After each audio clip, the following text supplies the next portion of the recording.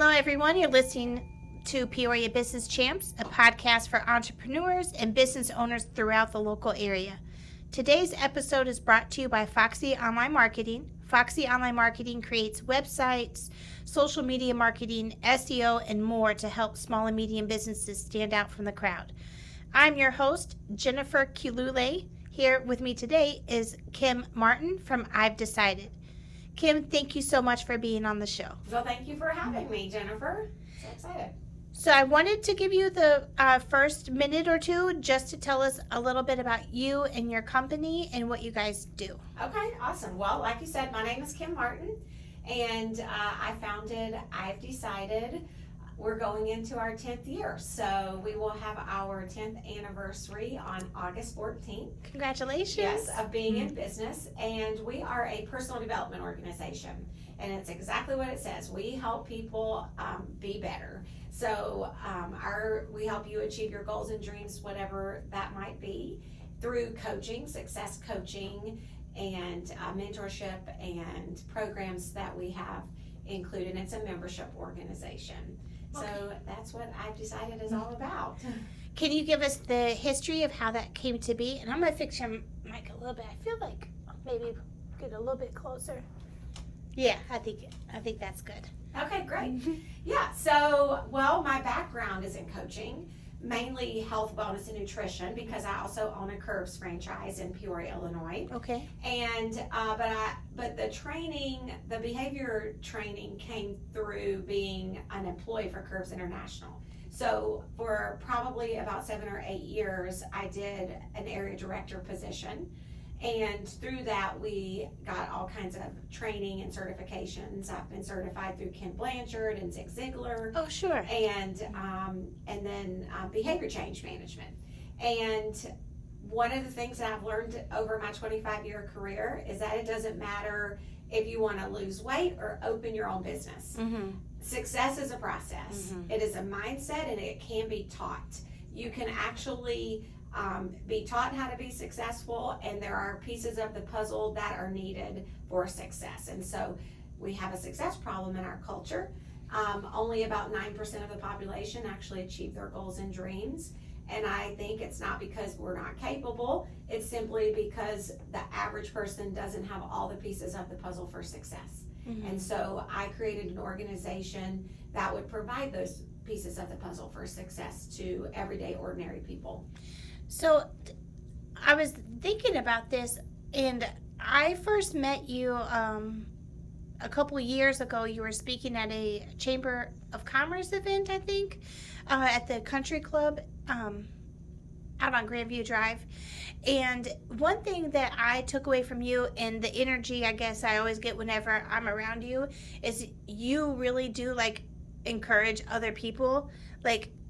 Nothing is about me or I or da-da-da. You always make people around you feel like they can do it, or Right. It's about them. Yeah. Yeah. Have you always been like that when you were little? What kind of kid were you? It's funny you asked that. I have. And one of my daughters is very much like that too. She gets more excited when her friends get things than when she does herself, Yeah.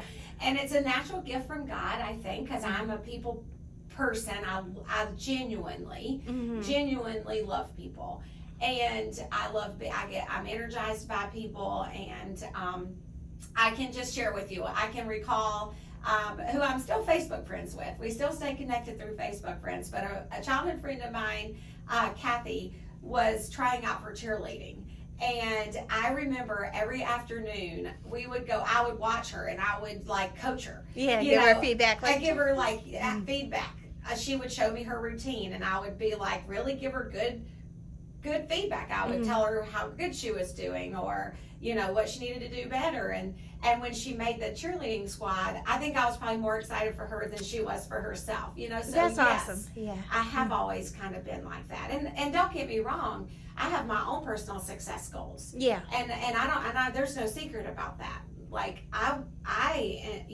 want to be a successful person. I want to be the best person that I can be. Sure. But I don't want to do that. I mean, I have all this knowledge, and I feel like I want to help everyone be like that. Yeah. I don't think that I was born with that. In fact, I was the opposite. I was an overweight child. I did not, I wasn't healthy, I wasn't disciplined, until I found curves and it got introduced to me. I was going down a totally opposite path than what I am now. So my entire trajectory in life changed because of the new information that I was exposed to. And so I know firsthand that if we can expose more people to the right information, then more people have the opportunity to do what they were born to do. I agree. So you have this organization. What is your role in the organization? Yeah. So I founded it. So it's funny because my husband helps me a lot. He does have a full-time job, and so it's a part-time gig, him helping me, but we laugh and say he has 2 full-time jobs. So he's the CEO. We made him the CEO because, he runs the show. Yeah. But I am the founder, and I am I guess you might say the senior coach. Okay. I create all the content. Okay. So I am the content creator. I organize all the events and create and put all the content out there for my success partners and coaches and all of our members. And I do the on-demand video coaching, and for members that don't have we have different levels of membership, right? So you can have on-demand coaching, or you can have access to live group coaching. Nice. So for all of our members that do the on-demand coaching, I create those videos. So I'm a content creator. I write content and do all the social media and all the event planning. If I can take you back to the beginning of when you had this idea, because as you know, there are times, as a business owner, like, am I doing the right thing? Am I, you can start doubting yourself.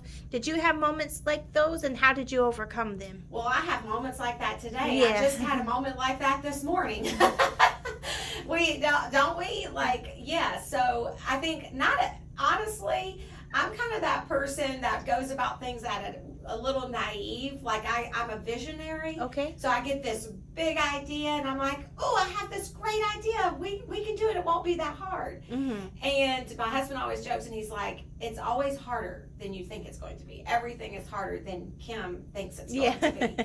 Because I get a big idea and it's like, oh, let's do this. So I kind of have a little bit of a naivety, if you will, at first. And then all of a sudden I get slapped in the face with the reality of, oh, crap. This is really hard. It's going to be a lot. This is a lot. And so I think initially, Jennifer, I was a little naive. I'm like, I can do this. I love this. This is what I love to do. I can motivate people. That's my natural gift. That's what I was born to do. And we just got to motivate people. And obviously, there's a lot more to it than that. And so I have, I go through spells just like everyone. I have moments of success. And I think, yay, this is awesome. This is exactly what I'm supposed to be doing. And then I have moments of failure where I go, oh Lord, what's happening here? Is this really what I'm supposed to be doing? And I don't know, does that really ever go away? I don't know. But so how do you pull yourself out of that? I coach myself. I do exactly for myself what I tell other people to do. Okay. So it's all about that self-talk, and it's about, I use a methodology called R&R. It's registered. That's one of my signature things that I train. Okay. And it's called reject and replace. So when those negative thoughts come in my mind, I do what I tell other people to do. I reject them. And I say, God doesn't change his mind, first and foremost. If God called you to do something, then he doesn't go, oh, wait, never mind. I changed my mind. He's not wishy-washy. He's not wishy-washy. We're wishy-washy. Yeah. So usually if I start having self-doubt, it's because I've started to draw into myself. It started to become about me. How much money I'm making. How much time am I spending? What am I getting out of this? Okay. So I start to realize that it's becoming this very selfish thing. And that ego, pride, I don't know, whatever you want to call it, right? People pleasing. What if they know I'm not successful as I let on, yeah. All of those things. And then I have to go, okay, why am I making this about me? Because if I'm doing this because God called me to it, then I just need to take the action steps and keep working. And that's awesome. And so that's what I do. That's what I did today, and And it works because that's how it works, because we are human beings and we have the nature to start to get selfish like that and become about us. But God tells us in His Word that we have the ability to capture those thoughts and turn them around. And so that's what we do. That's awesome. That's really beautiful. I like that. Yeah. Mm-hmm.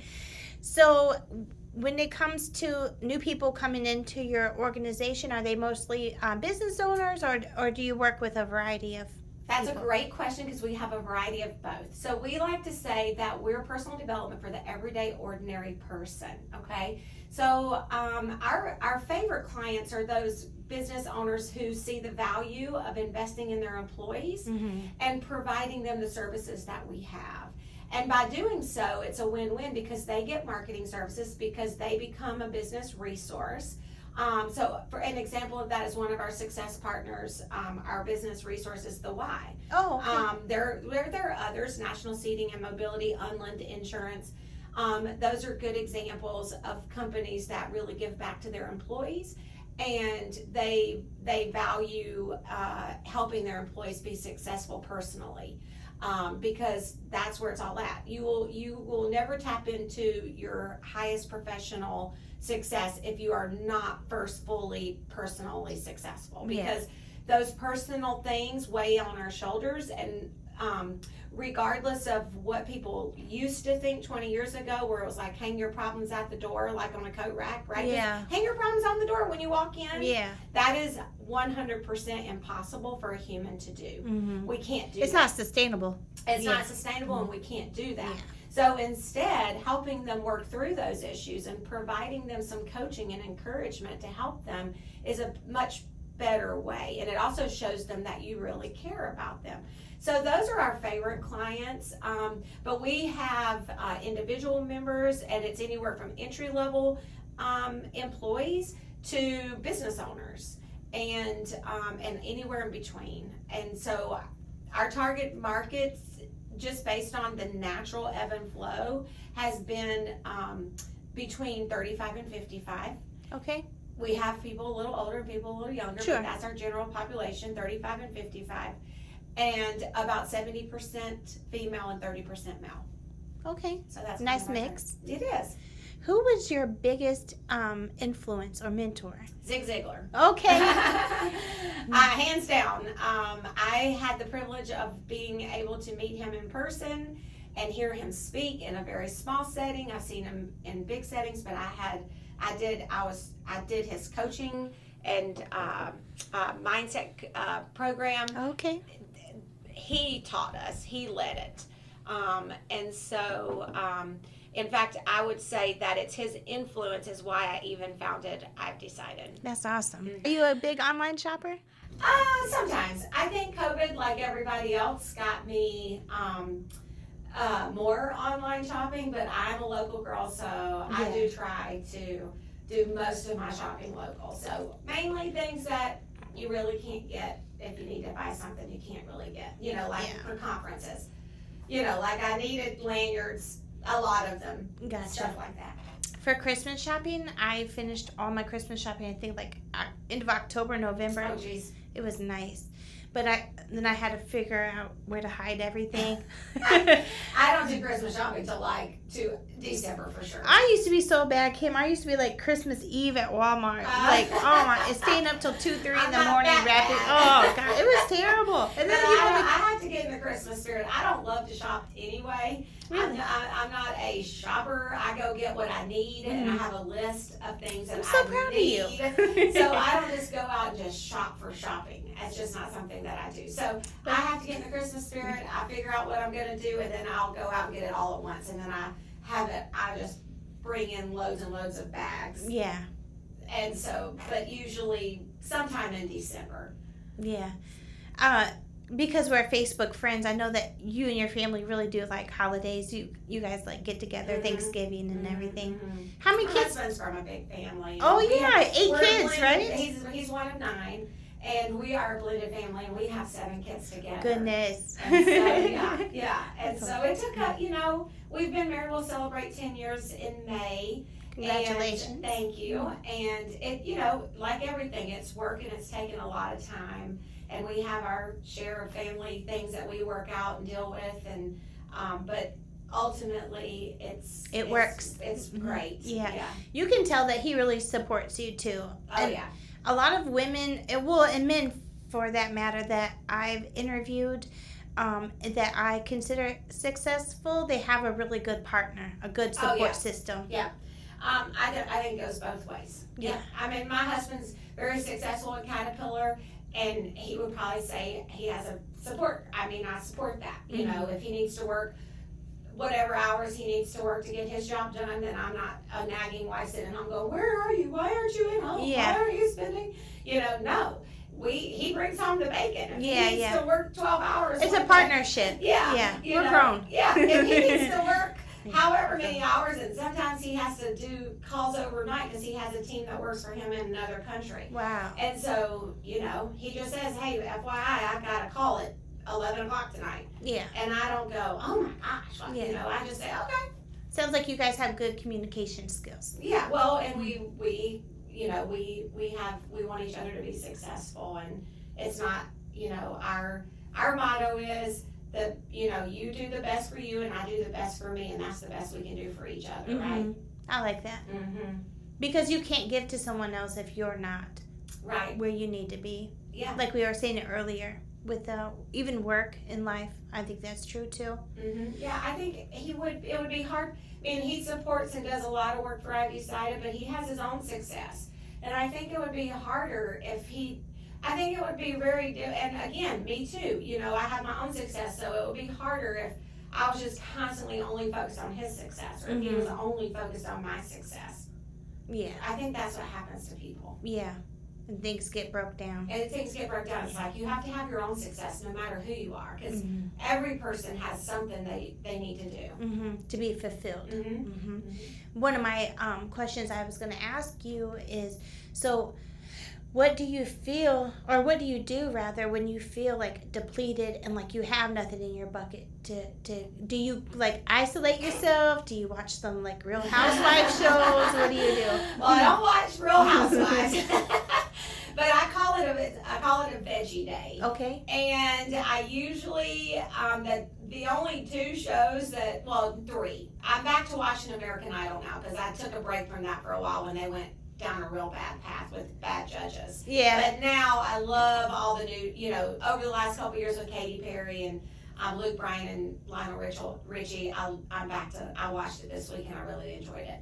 So I like The Voice. I love The Voice. I do too. And now I'm back to watching American Idol. Okay. Because I watched that initially first, and then The Voice, and I love that. And then Shark Tank. Oh, so those are the three, or girly movies. You know, like your rom-coms. The Holiday, or Pretty Woman.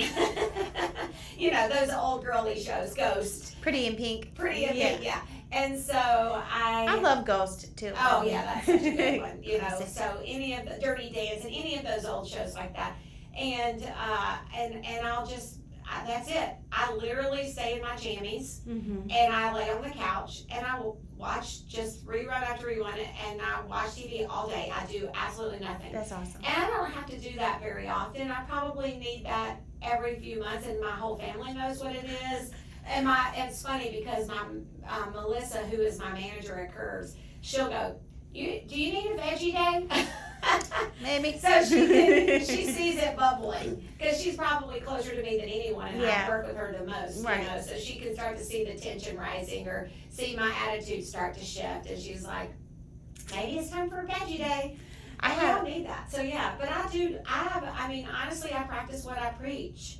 You know, I put to practice all the things that you need to so that your cup doesn't run out. And I fully believe that you can keep your cup pretty balanced if you do certain things, like exercise, live by calendar, prioritize, let your yes be yes and your no be no. I like that. You know, it's okay boundaries. To say no. Yeah, have those boundaries. It's, you know, you need to know where you're going. And if you know where you're going and you're purpose driven, then you know what the opportunities are.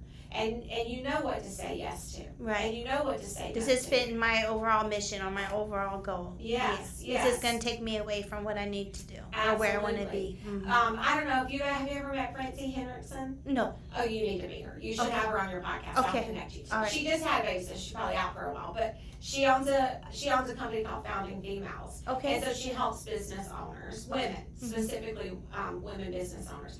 But the whole thing that she does and what she helps them do is build their business around their life. So you build your business around your life and not your life around your business. Yeah.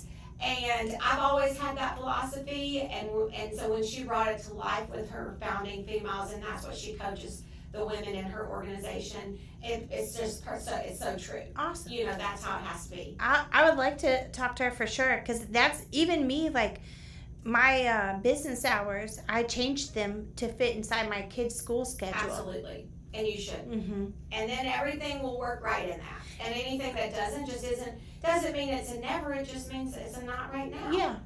I had to learn. I turned 41 in September, and you realize a lot of things as your kids get older, and like you see how fast they grow up. Yeah. And how old are your kids? Well, I have 5, 22, 15, 12, 8, and 5. So the 22-year-old, you know, I worked a lot, and then you kind of just slow down with like the younger ones. You're a different parent, you know, with every kid. Well, because you get better and better. Yeah. And it's not on purpose. And your circumstances change. Yeah. It's like, I'm sorry, I'm a better mom for this kid than you. I didn't mean to be. Or just, you know, different. It's like, just what you learn. Mm-hmm. You learn and you realize how quickly they grow up. And you realize, you know, this too shall pass, right? Like, it's just, with the oldest one, the teenage years, you think everything has to be like, this is how, you know, this is why the oldest in most families are very type A personalities. Everything has to be a certain way, or they're kind of a little anxious because there's a lot of expectation. Responsibility, yeah. Are you the oldest? I am not. I'm the baby. Oh, I'm the oldest. Yeah. You're the baby of how many? I am the baby of just 3 girls. Okay. Yeah. We have a couple of half brothers, but my sisters and I have the same. Yeah. So I'm the 3 girls sounds like 8 boys. Yeah. My mom would probably say that. So my mom had 3 girls, and so I'm the baby of 3 girls. Yeah. So, and you probably get a lot of your characteristics from being, you know, how you were said earlier about your friend, like wanting them to do better and cheering on. Yeah, so my sisters are 7 and 9 years older than me, and unfortunately we lost our middle sister. I'm sorry. This summer will be 2 years ago. She passed away. She's only 55. But it was like being an only child and a baby. So I have a little bit of that spoiled nature side to me too, but I have to watch. Yeah. But it's fun being the baby, and I do think it influenced my personality greatly. Just kind of, you know, needing to please, like I was like constantly had to want to be the center of attention, right? And so, but it's divine. I mean, I believe that God puts us where we need to be, and that's where He put me, so that I would gain. Because it's always like, what came first, the chicken or the egg? And it's the same with our personalities, right? Were we born with this, or is it innate, or did we learn it based on what happened from the moment we came home from the hospital? And it's hard to tell. And I do believe there's certain innate, because biblically God says He gives us certain spiritual gifts. Yeah. But I also think there is a whole lot of, you know, things that you take in just based on your environment. And I think when those two connect, and like you feel like you're living your purpose, I think that's when you'll be like the most happiest. Well, it is, because then even all the bad stuff comes together. Yeah. You know, because I think that's a big disconnect, because there's not my youngest daughter would probably say I've had it pretty good, you know, and she probably has. But even in that, she's had to deal with divorce. Her parents are divorced, right? So she's had pain and hurt. So even but in this world where there's so much trauma, you know, for her, she's like, it's been a pretty good life, you know, and it really has. But there is not one human being that hasn't suffered. We all have pain and suffering. So you manage a team of how many people? Well, at Curbs or so. Or either.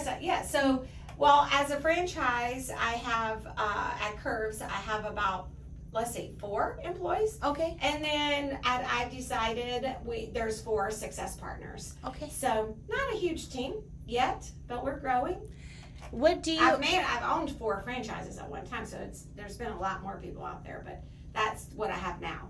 What's your leadership style like? Like, how do you approach managing people? And so I guess it still comes back to helping them be the best that they can be. Like, I care about what they want. Like, I want to make sure that we're working towards them achieving the goals that they want to achieve. Are they getting where they want to be? You know, I have a couple of my Curves managers. Julie, that managed one of my Curves in Alabama, works for Curves International today. that's where you're from, isn't it? Mm-hmm. Yeah. I was born and raised in Mobile, Alabama. Oh, okay. But I lived in Georgia too. But Okay. I opened my first Curves in Georgia 25 years ago. Okay. And I had a Curves in Alabama. And Julie, one of my managers there, you know, she had a marketing degree. And so she became a mentor for Curves, and I encouraged that and wanted her to. And now she works for Curves International. So, you know, I'm all about growing up and out. Like, if you can grow up within an organization, if we can work together forever, great. Yeah. But if we can grow you up and out, then that's fine too. It's all about getting that person to the level that's where they want to be. One thing that I always think of whenever this topic comes up with other business professionals is, let's talk about the other side of the coin. Like, you're trying to coach someone and you almost feel like, do I want it more than them? Or, you know. I can tell you almost always want it more than they do because I see it. Mm-hmm. So God has gifted me with a vision of being able to see I can see in a person their abilities and what they can do. Okay. And so I can get so excited, and my tagline is Kim Martin Motivate. So I can get them really excited about who they can be and where they can go, and I can so see it. And then it's hard, and then they're like, "Yeah, this is too hard." And I'm like, no, you can do it. Just keep at it. And and a lot of times they give up on themselves. So how do you know when it's time as a manager? Like, because you have to run a business, you know. So mainly, you know, from an employee perspective, it might be a little bit different. But from a coaching perspective is where I was really relating to. You know, when it comes time that when someone they're just, they're not showing up. You know, like there's signs. There's signs, yeah. So they're not showing up for their coaching sessions. You know, they're getting distant. I was speaking more like the employee, because I feel like sometimes as a business owner or a manager, like you're like, oh, they just need more coaching, or they just need this. But well, it's funny because this week I've decided our weekly winning word is competent. Okay, that's our weekly winning word. And so, you know, is it a competence issue? Are they competent? Are they capable of doing what's requested of them? Or they just don't want to. Or they just not want to. And once you feel that, you kind of like say, okay, this isn't working. Let's find working. Either there's got to be a different role for you within the organization, or it's time for you to find something else. And sometimes, you know, you're really doing them a favor because it's just they're not happy. They're not happy anyway, because if they don't feel like they're competent or fulfilled, or doing what they should be doing, then they're not satisfied and they're not happy anyway. Yeah. And they may be all about, well, I need my paycheck, so I need this job. Yeah, but that's not what we want. That's not really what anybody wants, not them nor you or anyone. So so sorry, a little confused there, but But either way, it's still the same, right? I mean, you can coach someone so much, but they got to show up. Yeah. And you can train someone so much as an employee, but they got to be willing to do the work. Yeah. And they have to be competent or willing to train and coachable so that they can learn. I think the spirit of willingness, definitely there, because otherwise you're just beating a dead horse. So. Yeah. What do Never beat a dead horse. Yeah. That's exhausting. Yeah. That would be exhausting. What do you feel a company must do well in order to be successful? Oh, interesting. What should a company do well in order to be successful? Well, I think that they have to put their employees first. I think that they have to invest in their people. I think that if they have a good culture where they invest in the people that are there working for them, and they're sincere and their purpose and what they're doing, then they're going to be successful. I think it depends on, there's so many different aspects to owning a business. You could be talking to someone who's just an individual, like an independent business owner. They don't have any employees yet, and you're counting on yourself to do everything. But I still say the best thing you can do is invest in your personal development. I hope you have a coach. I hope you have someone holding you accountable. I hope you have someone that you're talking to and setting goals with every week, or you're never going to make it. That's an individual person. Then you've got somebody who's got 4 or 5 employees like myself. You've got to constantly be growing and changing and pivoting and, keeping them excited and innovating, all that. Yeah. And then you've got payroll that might, have 150 or 200 employees. And, when you start to get to that level, you have to be now you're just all about your people, because ultimately your people are about your customers. Sure. Right? Yeah. If I'm the CEO of a company, whether I own it or I'm the CEO running it, of a company that has 200 employees, I'm just leading the people. The people are in charge of my customers. Yeah. So then what's most important?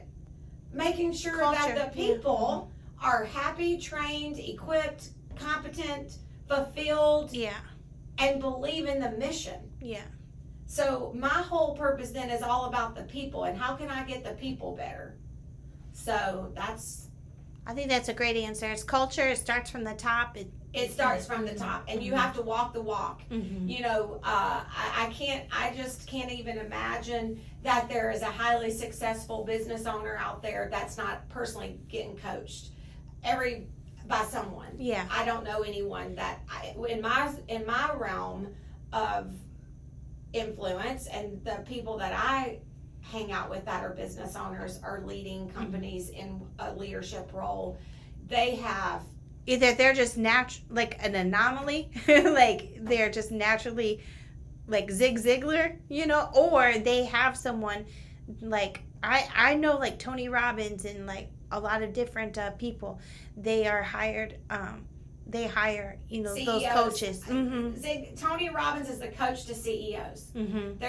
That's what he does. Yeah. He would tell you he is a C-suite coach. Now he does events for everyday ordinary people that can scrape up the money to go see him, and he's wonderful.